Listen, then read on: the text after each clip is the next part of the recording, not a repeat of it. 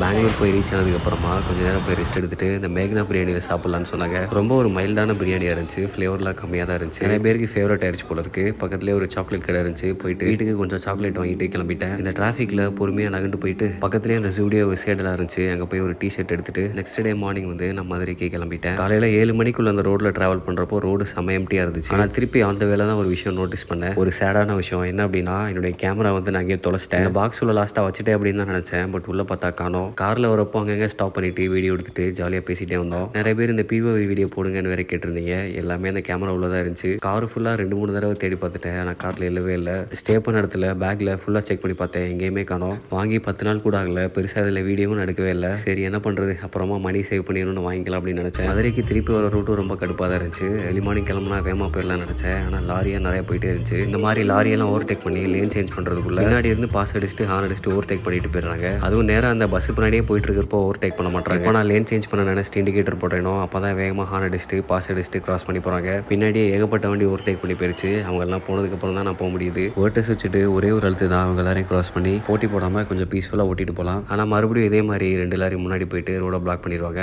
மறுபடியும் அந்த 2 லாரி போனதுக்கப்புறம் தான் வழி கிடைக்குது. அதுக்குள்ளே பின்னாடி இதே மாதிரி 2 லேன்லேயும் வண்டி சேர்ந்துருது. நான் போனதுக்கப்புறம் நீ வா அப்படின்னு நிறைய பேர் ஈகோட ஓட்டிட்டு இருக்குது. என்னால் ஃபீல் பண்ண முடியுது. அவங்களுக்கு வழி விட்டு போனாலும் முன்னாடி கொஞ்சம் தூரம் போனாலே ஸ்லோவாக தான் போகிறாங்க. மெயினாக அந்த டீ போர்ட் போட்டு ஓட்டுறவங்க தான் கொஞ்சம் அக்ரெசிவாக இருக்கிறத நான் ஃபீல் பண்ணுறேன். ரோட்டில் இந்த மாதிரி ரெட் கலர் மார்க்கெலாம் போட்டு வச்சுருந்தாங்க. இதுக்கு என்ன அர்த்தம் அப்படின்னு தெரியல. தெரிஞ்சால் கமெண்ட்டில் சொல்லுங்கள். ரொம்ப ஸ்லோவாக கேர்ஃபுல்லாக போகணும் அப்படின்றது தான் அர்த்தம்னு நினைக்கிறேன். இந்த ரோட்டில் தான் ஃபர்ஸ்ட் டைம் பார்க்குறேன். ஆக்சிடென்ட் அதிகமாக நடக்கக்கூடிய இடத்துல இப்படி போடுவாங்களா என்னன்னு தெரியல.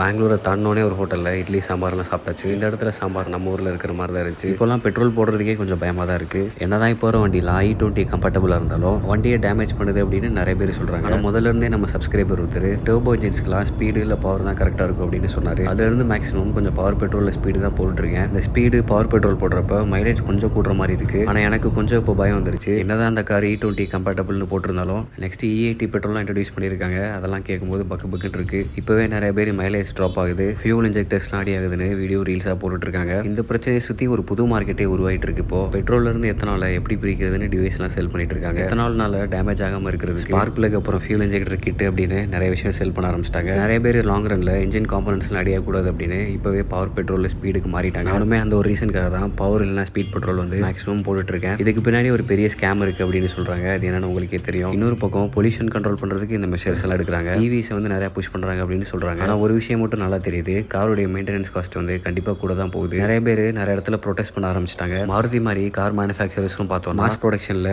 80 to 85% எத்தனாலில் ரன் ஆகக்கூடிய ஃப்ளெக்ஸ் ஃபியூயல் கார்ஸ் எல்லாம் இன்ட்ரடியூஸ் பண்ண ஆரம்பிச்சிட்டாங்க. இதை பற்றி உங்களுடைய தாட்ஸை கமெண்ட்டில் சொல்லுங்கள். இந்த வீடியோ பிடிச்சிருந்தா லைக் பண்ணிடுங்க. சேனலுக்கு மறக்காம சப்ஸ்கிரைப் பண்ணிடுங்க.